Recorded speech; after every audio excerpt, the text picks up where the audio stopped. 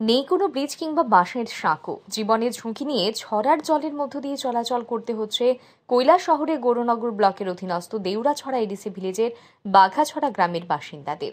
এই বিষয়ে গ্রামবাসীরা জানান, দেউড়াছড়া এডিসি ভিলেজের ৩ নং ওয়ার্ড এলাকায় অবস্থিত বাঘাছড়া গ্রামের সাধারণ মানুষের যাতায়াতের জন্য একটি মাত্র ইটের তৈরি রাস্তা থাকলেও দীর্ঘদিন ধরেই এই রাস্তাটির সংস্কারের অভাবে মরণ ফাঁদে পরিণত হয়েছে। ফলে গ্রামবাসীদের ছড়ার উপর দিয়ে যাওয়া আসা করতে হচ্ছে। কিন্তু ওই ছড়ার উপর কোনো ধরনের কালভার্ট, ব্রিজ বা বাঁশের সাঁকো না থাকার ফলে গ্রামবাসীরা দিনের পর দিন জীবনের ঝুঁকি নিয়ে লোহার পাতের উপর দিয়ে যাতায়াত করছে।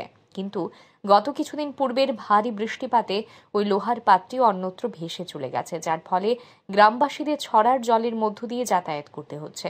সাম্প্রতিককালে গৌরনগর ব্লকের বিডিও সংশ্লিষ্ট এলাকাটি পরিদর্শন করেন।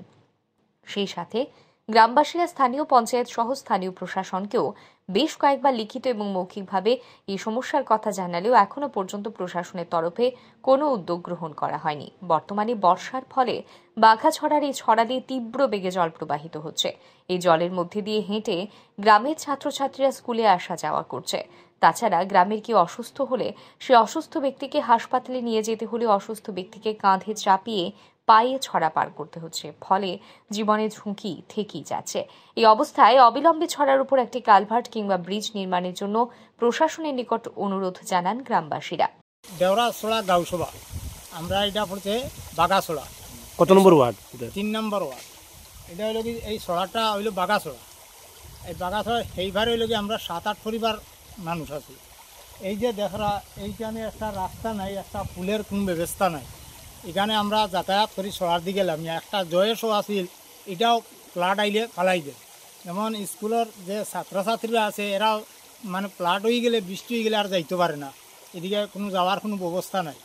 এইটাও আমরা মানে অনুরোধ করি, ওরা দয়া করি যদি বিডিও স্যার, এসডিএম স্যারে আমরা এটারও কোনো একটা ব্যবস্থা করুন। বা ওই যে গ্রামের যে রাস্তাগুলাতে মাটি 10 পড়িয়া ভাঙিয়া নিছে, আমরা কোনো মুহূর্তে যাতায়াত করতে পারলাম না রাস্তার দিকে। তো এই যে এখন এই মুহূর্তে ছড়ার মধ্যে জল আছে, বৃষ্টির জল, তো আপনারা কিভাবে যাতায়াত করেন? ওই তো লামিয়া, কোনো সময় বীজ দিয়া যাওয়ান লাগে, কোনো সময় পুলাবান খান্দ করে পার করে লিয়া যাওয়া লাগে। এই বিষয়টা কোনো সময় কি পঞ্চায়েতের সেক্রেটারি কিংবা প্রধান কিংবা ধরেন স্থানীয় বিডিও তাদেরকে জানাইছেন? সবে জানেন, পঞ্চায়েতেও জানেন, সেক্রেটারিও জানেন, জানি কালকে তো এসডিএম না বিডিও স্যার আইয়া গেছেন দেখিয়া।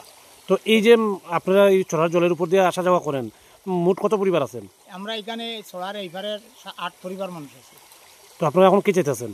এখন আমরা চাই যে আমরা এই ছড়ার উপরে দিয়ে যে কোনো একটা ব্যবস্থা করি, একটা যদি পুল হয়, কিংবা একটা স্টিল ব্রিজ হয়, যেটা হয়, একটা ব্যবস্থা করিয়া দিলে তো খুব ভালো। শীঘ্রই সমস্যার সমাধান না হলে গ্রামবাসীরা আন্দোলনের হুঁশিয়ারি দেন।